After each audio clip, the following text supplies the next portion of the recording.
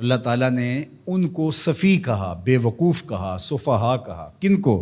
جنہوں نے پیغمبر پہ ابھی اعتراض کیا نہیں، ابھی کرنا تھا۔ رب نے ان کو بے وقوف کہا۔ سَيَقُولُ السُّفَهَاءُ مِنَ النَّاسِ، یہ نہیں کہا سَيَقُولُ النَّاسُ مِنَ النَّاسِ، لوگوں میں سے کچھ لوگ کہیں گے، نہیں، لوگوں میں سے کچھ بے وقوف کہیں گے جو حضور پر اعتراض کی زبان کھولتے ہیں۔ اللہ ان لوگوں کو لوگ کہنا بھی گوارا نہیں کرتا، وہ اس قابل بھی نہیں ہے کہ ان کو لوگ کہا جائے، اس لیے کہا سَيَقُولُ السُّفَهَاءُ۔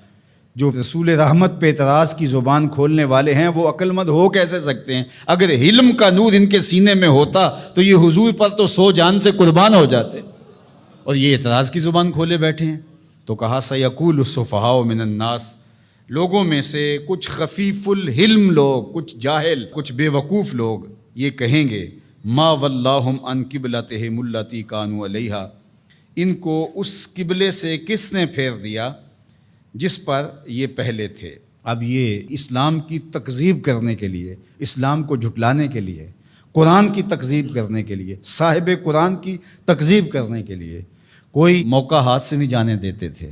تو یہ موقع تھا نا، اس موقع سے فائدہ حاصل کرتے۔ قرآن نے کہا تھا بے وقوف یہ کہیں گے تو یہ نہ کہتے۔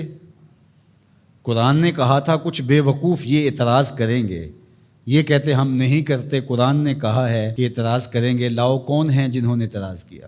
لیکن وہ بے وقوف کاہے کا جو عقل کی بات کر جائے۔ تو اس لیے اللہ تعالیٰ نے کہا کہ لوگوں میں سے کچھ بے وقوف کہیں گے ما وَلَّاهُمْ عَنْ قِبْلَتِهِمُ الَّتِي كَانُوا عَلَيْهَا، ان کو اس قبلے سے کس نے پھیرا جس پر وہ تھے۔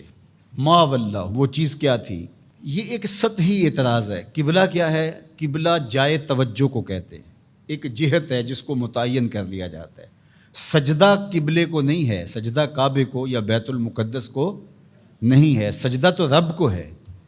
تو لوگوں کو یکسو کرنے کے لیے ایک سمت مقرر کر لی جاتی ہے اور سب ادھر رخ کر کے بیٹھ کے یکسو ہو جاتے ہیں۔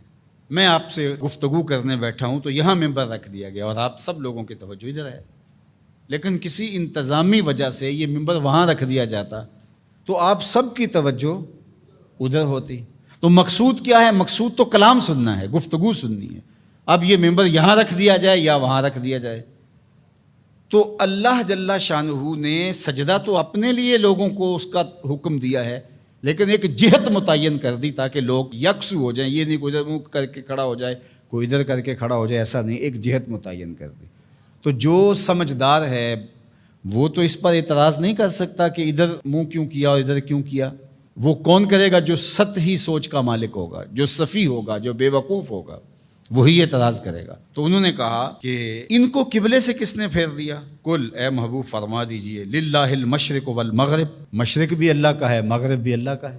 یہدی من یشاء الی صراط مستقیم، وہ جس کو چاہے سیدھی راہ کی طرف ہدایت عطا کر دے۔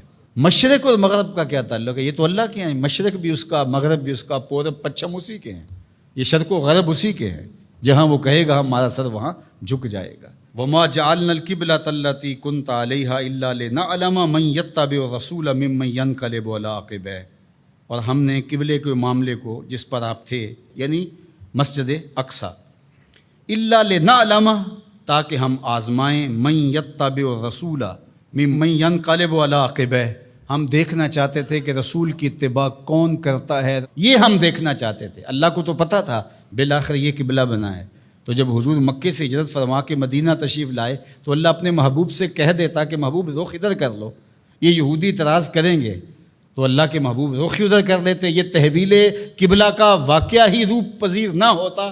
اللہ تعالیٰ فرماتا ہے یہ ہم نے اس لیے کیا کہ ذرا ادھر منہ کر کے کچھ عرصہ نماز پڑھ لیں، پھر دیکھیں رسول کے پیچھے یہ رخ پھیرتے ہیں یا نہیں پھیرتے، یہ قبلے کو مانتے ہیں یا رسول اللہ کو مانتے ہیں۔ یہ ہم دیکھنا چاہتے تھے، یہ ہم پرکھنا چاہتے تھے، یہ ہم آزمائش کرنا چاہتے تھے تمہاری۔ اللہ اکبر۔ اب دیکھو دوہری آزمائش تھی صحابہ کی، بالخصوص جو مہاجرین تھے، وہاں سے ہجرت کر کے مدینۃ المنورہ آئے تو وہاں کعبۃ اللہ سامنے ہوتا تھا نماز پڑھتے ہوئے۔ اب جہاں سے بندہ آیا ہو اس وطن معلوف کے ساتھ ایک الفت کا رشتہ ہوتا ہے، اس لیے اسے وطن معلوف کہتے ہیں۔ اب ان کا دل تو کرتا ہوگا ادھر رخ کریں، لیکن 16-17 ماہ ان کا امتحان لیا گیا ادھر پیٹھ کرو جدھر تمہارا جی چاہ رہا ہے۔ کیونکہ رسول کا رخ ادھر ہے، تمہارا رخ بھی ادھر ہونا چاہیے۔ اللہ اکبر۔ اب جب ادھر دل جمنے لگا اور بندہ مانوس ہو گیا اس قبلے سے، تو اب حکم ہوا نہیں، اب ادھر سے ادھر رخ پھیرو۔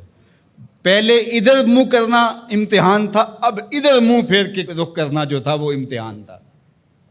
تو اللہ کہتا ہے ہم اس لیے یہ قبلے کے معاملے کو اس طرح بنایا ہے تاکہ ہم دیکھیں کہ کون جو ہے وہ قبلے کی اتباع کرتا ہے اور کون قبلہ نما کی اتباع کرتا ہے۔